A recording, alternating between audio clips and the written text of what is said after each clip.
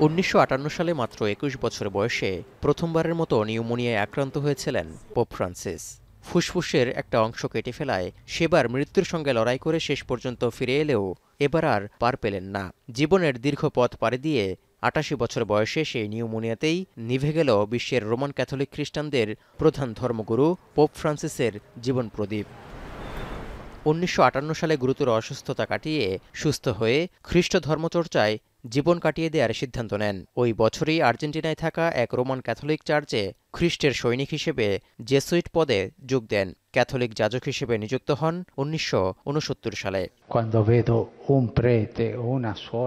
আর্জেন্টিনার রাজধানী বুয়েন্স আয়ার্সে সহায়ক বিশপ হিসেবে ছিলেন ১৯৯২ থেকে ১৯৯৭ সাল পর্যন্ত।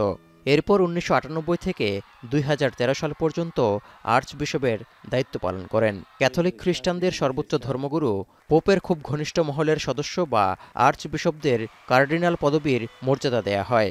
সেই সূত্রে ২০০১ সালে পোপ দ্বিতীয় জন পল ফ্রান্সিসকে কার্ডিনাল সম্মানের অধিকারী করেন।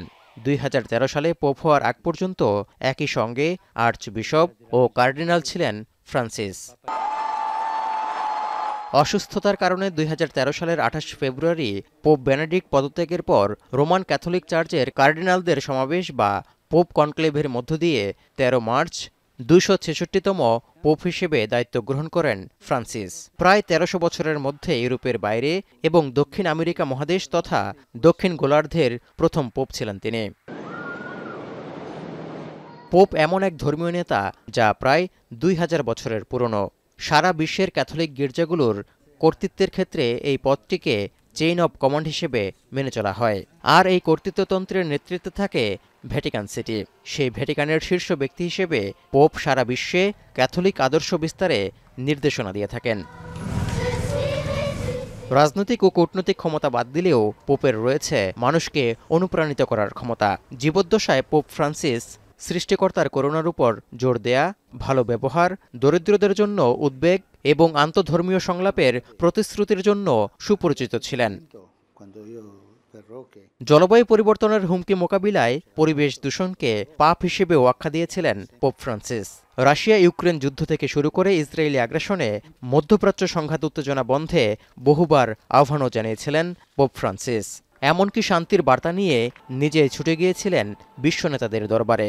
২০১৭ সালে এসেছিলেন বাংলাদেশেও। ১৯৩৬ সালের ১৭ ডিসেম্বর আর্জেন্টিনার রাজধানী বুয়েন্স আয়ার্সে জন্মগ্রহণ করেছিলেন পোপ ফ্রান্সিস। বাবা মা আদর করে নাম রেখেছিলেন জর্জ মারিও বার্গোগ্লিও। রসায়নবিদ্যা পড়েও ফ্রান্সিস একটা সময় দারোয়ান হিসেবেও কাজ করেছেন। তৌহিদুর রহমান, এখন বিশ্ব। একনল হ্যান্ড ওয়াশ ১০০% প্যারাবেন ফ্রি, তাই নিরাপদ হাতের জন্য আস্থা রাখুন একনলে।